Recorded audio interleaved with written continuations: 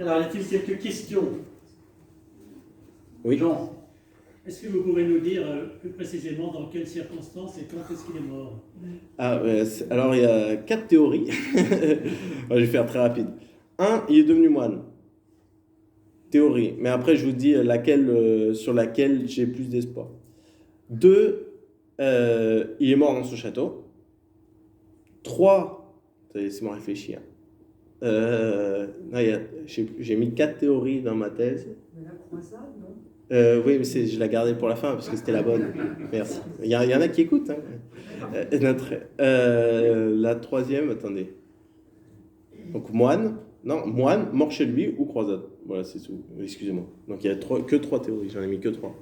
Et la 5e croisade, parce qu'il a quand même sa Bible est une invitation à un monsieur, Jacques, on ne connaît rien, qui est vraiment, le moyen pour lui de la conversion, c'est la croisade. C'est cette vie par le Christ, pour le Christ.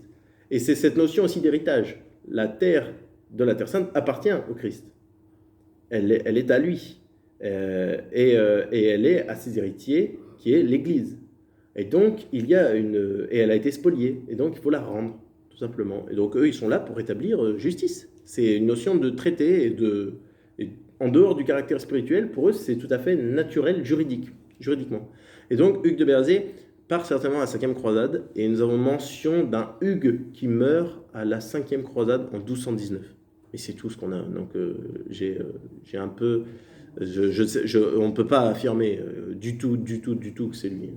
Mais il y a quand même de grandes chances qu'il soit reparti. Et il serait né vers les années 1180, donc il était encore assez jeune.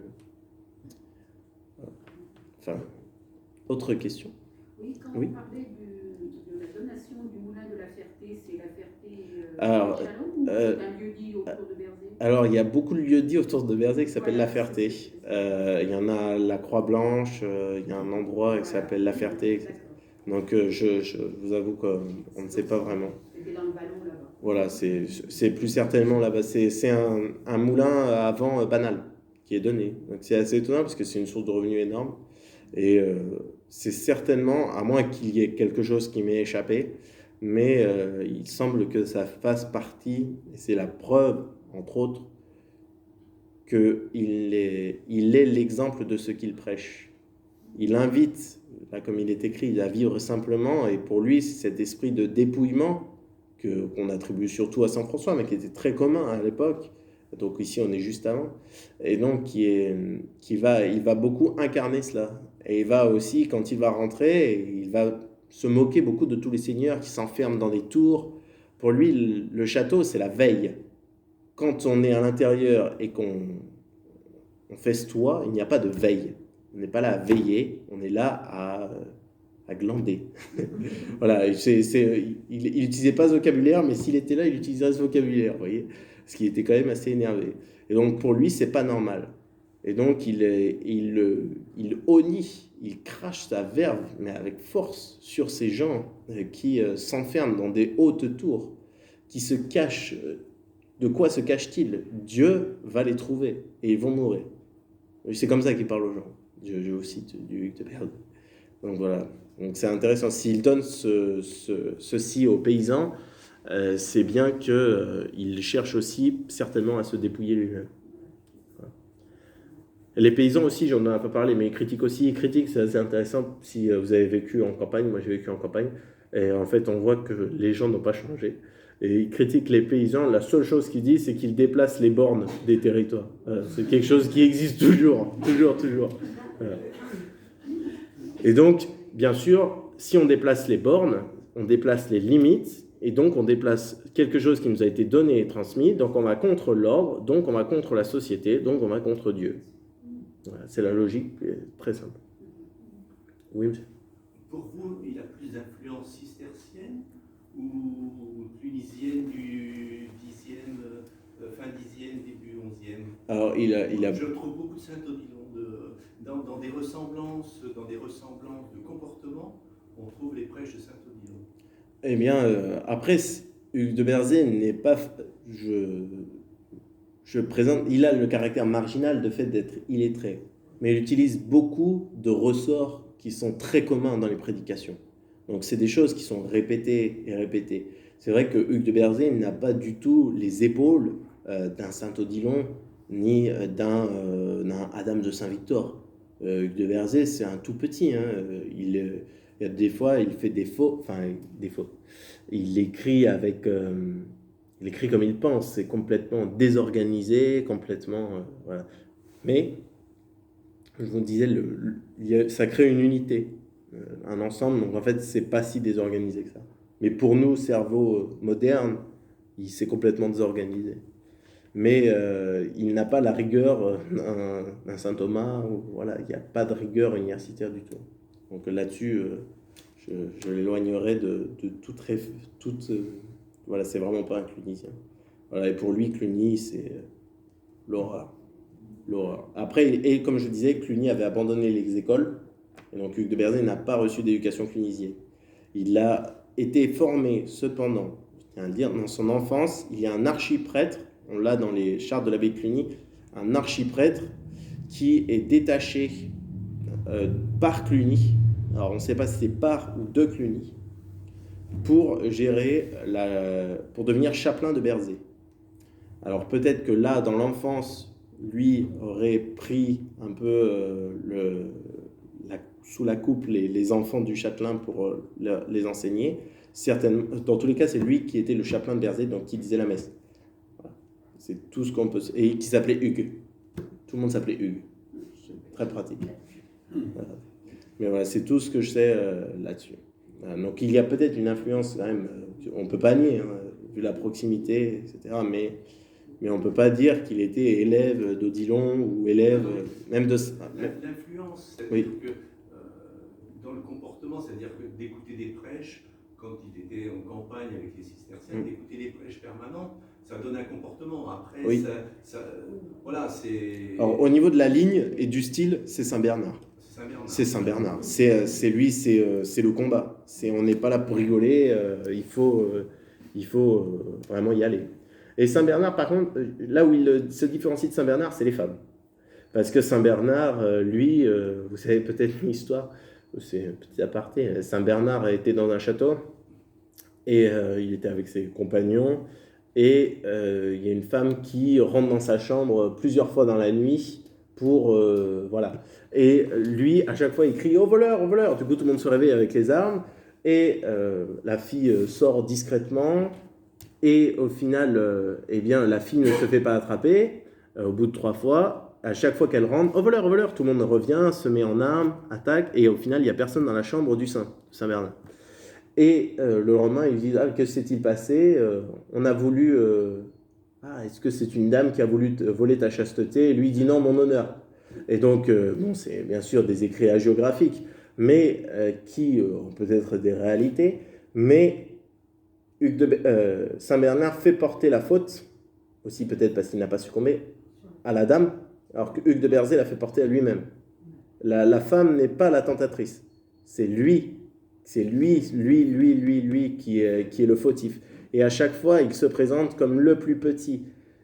Même parfois, on pourrait se dire, il accentue son illettrisme pour montrer qu'il est le plus petit, car plus vous êtes montré comme humble, plus vous êtes écouté. Et c'est pour ça que je vous parlais de Saint-Odilon, justement. Oui. C'est pour ça, voilà. Ouais. C'est ça de rentrer en terre, quoi. Après, c'est un esprit très... qui est propre au monde monastique, mais chez Hugues de Berzé, c'est lié à son expérience de croisade, parce qu'il a vécu... vous savez, à l'époque, on a les vers de la mort, les vers et puis les vers de poésie, de la mort de Hélinan de Froidemont. Et donc, on a cette notion aussi de l'aspect putride de la mort qui existe beaucoup dans la littérature. Hugues de Berzé, lui, et le poète dit lui-même qu'il est ce vers, etc. Et Hugues de Berzé, lui, parle légèrement de cet aspect putride et il s'y assimile. Et lui, il dit qu'il était dans on pourrait traduire ça dans la fange du péché. Voilà, pour lui, il était dans la boue. Voilà, dans la boue et dans la fange du péché. Il dit longtemps où j'ai gi. Voilà. En vieux français, c'est plus joli, je trouve. Il dit j'ai gueux. J'ai gueux dans la boue.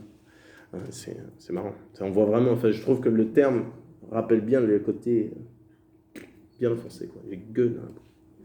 Voilà. Est-ce que vous avez d'autres questions? Oui. Oui, il semblerait donc Hugues de Berzé, en revenant, soit pas réadapté au monde qui s'était passé pendant les croisades. Quelle place avait-il dans la fratrie? Est-ce que c'était lui l'aîné? Parce que finalement, il est parti et il a laissé le domaine. Voilà. Alors, il l'a laissé et directement, nous avons des... Quand il est parti, en plus, il a une vindicte contre Cluny, car Cluny, après l'histoire de Zara, vous vous rappelez la ville de Zara, et Cluny va se rétracter et va demander le remboursement. Et là, il y a une dette à payer qui est à payer par Gauthier de Berzé. Et là, il est fait mention, donc nous sommes en 1206. En 1202, il y a déjà des débats. Donc en 1204, il y a déjà des débats. Et en 1206, alors est-ce que c'est parce qu'on dit qu'il y a eu la prise de Constantinople, et là, du coup, il s'oppose à cela. Enfin, je ne voudrais pas forcément assumer qu'il s'oppose à la prise de Constantinople et il trouve cela comme impie et donc il redemande l'argent, mais ou qu'ils assument juste que Hugues de Berzé est mort et qu'ils n'ont pas eu de retour sur investissement en quelque sorte. Parce qu'on devait rembourser, en partie. C'est compliqué, hein, il y a des accords et tout n'est pas mentionné dans les chartes. Et donc, ici, Hugues de Berzé va devoir... voilà, c'est Gauthier de Berzé qui va assumer. Et on ne sait pas si c'est son fils ou son frère. Voilà, parce que son fils et son frère s'appellent Gauthier. Compliqué. Et après, ils s'appellent tous Gauthier. C'est pratique. Et après, ce sera Geoffroy, 14e siècle. Tous Geoffroy. Voilà. Et donc, on a mention d'un Gauthier, et c'est peut-être lui qui a mal géré le domaine. Et au niveau de son historiographie, c'est un personnage qui avait été oublié, qui a toujours eu les honneurs des historiens, ou c'est quelqu'un que vous exhumez? Alors, Hugues de Berzé a été exhumé par Étienne Pasquier au XVIe siècle. Et il le présente comme le Dante français. Moi, je n'irai pas jusque-là. Hein. Et à mon avis, il a un peu bu. Faut pas exagérer. Et Hugues de Berzé, donc, est connu par lui. Puis, Hugues de Berzé est lu. Il y a un exemple dans la bibliothèque royale de Louis XIV. Hugues de Berzé était écrit. Hugues de Berzé, il y a une transcription manuscrite de la littérature du duc de Berzé dans cette bibliothèque royale. J'étais content parce que j'ai redécouvert le manuscrit moi-même, donc j'étais content. Et ensuite, Hugues de Berzé intéresse beaucoup des génies de la littérature médiévale. Ce sont Gaston de Paris, Félix Lecoy, Félix Lecoy va tout traduire la Bible d'Hugues de Berzé. En 2004, donc oubli total, après les années 1926, oubli total d'Hugues de Berzé, jusqu'à un Italien, petit professeur italien en 2004, qui va ressortir, analyser, c'est un travail impressionnant, mais qui, moi, ne m'intéresse pas très bien, qui va analyser ses poésies, mais qui va faire de la mathématique. Vous voyez, c'est de la numérologie de poésie, quoi, si vous voulez. Il prend des bouts, il dit là, ça correspond avec ça, et là, si on calcule... Voilà. Bon, c'est un niveau... je ne comprends pas tout à fait l'intérêt, mais honneur à lui d'avoir parlé du duc de Berzé, et après, il y a moi. Ouais. C'est tout. Après, c'était dans les gens qui se spécifient là-dessus. Sinon, il est mentionné... il y a Martin Aurel qui le mentionne, qui est un très très bon historien que nous avons en France, qui gère à Poitiers, qui est débordé de travail, mais qui travaille très bien, qui a écrit un très bon livre, si ça vous intéresse, sur les chevaliers lettrés, très très bien, et très très bonne analyse là, sur la femme. Et j'ai lu aussi son dernier livre sur les épées, c'est pas mal aussi, c'est très intéressant, mais sur le chevalier lettré, c'est très très bien. Et il mentionne Hugues de Berzé plusieurs fois, mais il n'a pas tout lu. Donc il fait... je lui ai dit une fois, ça ne lui a pas bien plu, mais il fait 2-3 petites erreurs. Voilà. Voilà. Mais en fait, c'est parce qu'il n'a pas tout lu. Voilà. C'est normal. Oui. Est-ce que les seigneurs de Berzé, on peut être en relation avec les seigneurs de Brancion? Et est-ce qu'on a des traces de cela? Alors, on a des traces, bien sûr, de la guerre entre Brancion et Cluny, et Hugues de Berzé penchait côté Cluny. C'était en fait il y a une charte perdue qui a été retrouvée sous Philippe Auguste, vous savez, quand Philippe Auguste vient sur place et... c'est pas très connu cette histoire, vous connaissez cette histoire, Philippe Auguste est venu quand il avait 14 ans, ici, donc il était roi, vous savez, à l'époque, les rois étaient sacrés en même temps que leurs parents, leur père, et donc, du moins, ils étaient sacrés du vivant de leur père, c'est le dernier, je crois, qui a fait ça. Et donc, Philippe Auguste, il y a une tension à Cluny et il y a le comte de Châlons il y a eu la mort d'un moine, en quelque sorte. Et le comte de Châlons est accusé. Et donc, il y avait des tensions depuis quelques années. Et donc, Philippe Auguste est envoyé par son père pour aller faire ses preuves. Et il va détruire quelques châteaux. Et il va attaquer notamment Châtel. C'était immense. C'était une forteresse immense. DUN, voilà. Et il va venir à Berzé. C'est intéressant parce que quand il vient à Berzé, il vient pour attaquer le château. Mais au final, après discussion, il y a une allégeance qui est faite. Et Hugues de Berzé, le grand-père d'une autre, c'est compliqué, devient vassal direct du roi. C'est pas mal. Parce que ça permet de rapprocher et de le nommer officiellement, si on analyse, en tant que défenseur de Cluny. C'est pour ça qu'ils ont la sénéchaussée et la maréchaussée à Cluny. Voilà. Et il y a des tensions entre, bien sûr, Cluny et Brancion, et comme eux étaient impliqués dans la défense, quand même, les œuvres, on pourrait dire, de police de la ville de Cluny, eh bien, certainement, ils étaient au courant. Mais voilà, non, c'est pas plus. Non, c'est pas plus.